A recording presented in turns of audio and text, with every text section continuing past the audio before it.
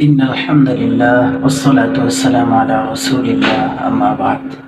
প্রিয় ভাই, আজকে আমি যে বিষয়টি নিয়ে আলোচনা করব সেই বিষয়টি হচ্ছে নামাজ। নামাজের গুরুত্ব আমরা এই বিষয়ে অনেকেই দিচ্ছি না। নামাজের গুরুত্বটা আমরা কেউ বুঝতে পারছি না। নামাজটা আসলে কি? কেন নামাজটা আল্লাহ আমাদের উপরে ফরজ করেছেন? প্রিয় ভাই, আল্লাহর কসম করে বলছি, তোমরা কিভাবে মৃত্যুবরণ করতে চাও? তোমরা কি গুনাহগার হয়ে মৃত্যুবরণ করতে চাও নাকি নেককার হয়ে মৃত্যুবরণ করতে চাও? ভাই, বিশিষ্ট তাবিঈন আমির ইবনে আব্দুল্লাহ রাহমাতুল্লাহি আলাইহি বলেন, আমি একদিন অসুস্থ। তিনি অনেক অসুস্থ ছিলেন। সেই সময় অনেক অসুস্থ থাকা সত্ত্বেও মুয়াজ্জিন আল্লাহর মিনার থেকে আজান দিচ্ছেন, মসজিদের মিনার থেকে আজান হচ্ছে। তখন তিনি বললেন যে, ভাই, আমাকে তোমরা মসজিদে নিয়ে চলো। ভাই, সেই সময় তিনি অসুস্থ। তখন তার লোকেরা বললেন, হযরত, আপনি তো অনেক অসুস্থ, কিভাবে নামাজ আদায় করতে যাবেন? তখন তিনি বললেন, মুয়াজ্জিন আল্লাহর পক্ষ থেকে আমাকে ডাকছেন, আমি নামাজ না পড়ে কিভাবে শুয়ে থাকবো? ভাই, তিনি মসজিদে চলে গেলেন। তিনি সিজদা অবস্থায় যখন রুকু করলেন, সিজদা করলেন, সেই অবস্থায় তিনি মৃত্যুবরণ করলেন। ভাই, একটাবার ভাবতে পারেন আপনি কিভাবে তার মৃত্যুটা হয়েছে? কোন অবস্থায় তার মৃত্যুটা হয়েছে? আর একটা জিনিস ভাবতে পারেন, কিভাবে তিনি কিয়ামতের দিন উঠবেন? কি অবস্থায় তিনি কিয়ামতের দিন উঠবেন?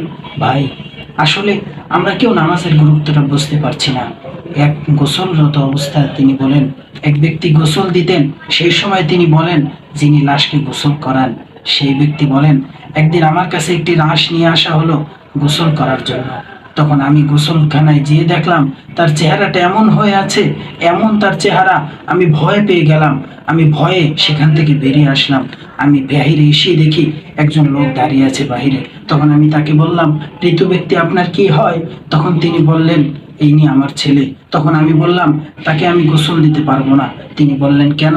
বলল, ভাই, তার যে অবস্থা, এটা দেখে আমি সহ্য করতে পারছি না। তখন তিনি বললেন যে, আমার ছেলের এই অবস্থা আজকে এই জন্য যে আমার ছেলে নামাজ পড়তো না। আমার ছেলে নামাজ পড়তো না, এই জন্য আজকে আমার ছেলের এই অবস্থা। আর যে ব্যক্তি নামাজ পড়ে না, তার তো ইসলাম কোনো বিধানই নাই। ভাই, যে ব্যক্তি নামাজ পড়ে না, ইসলাম তো তাকে সাপোর্ট করে না। তার অথচ সে যদি মৃত্যুবরণ করে, তখন তাকে কাফন দেওয়া হবে না, তাকে কিচ্ছু করানো হবে না, গোসল করানো হবে না। সে যদি মৃত্যুবরণ করে, তাকে মরুভূমিতে নিয়ে যাওয়া হবে। আর মরুভূমিতে নিয়ে একটা গর্ত খনন করে তাকে উপুর করে ফেলে মাটি চাপা দেওয়া হবে। ভাই, তুমি কি মৃত্যু চাও? কিরকম মৃত্যুবরণ করতে চাও? জান্নাতি হয়ে মৃত্যুবরণ করতে চাও নাকি এরকমের নিঃসঙ্গভাবে মৃত্যুবরণ করতে চাও? ভাই, আসো, আমরা নামাজের দিকে আসো। মুয়াজ্জিন আল্লাহর পক্ষ থেকে হাজার হাজার বার ডাকে, আসো আমরা নামাজ পড়ি, দিন কায়েম করি, আমরা জান্নাতি হয়ে মৃত্যুবরণ করি।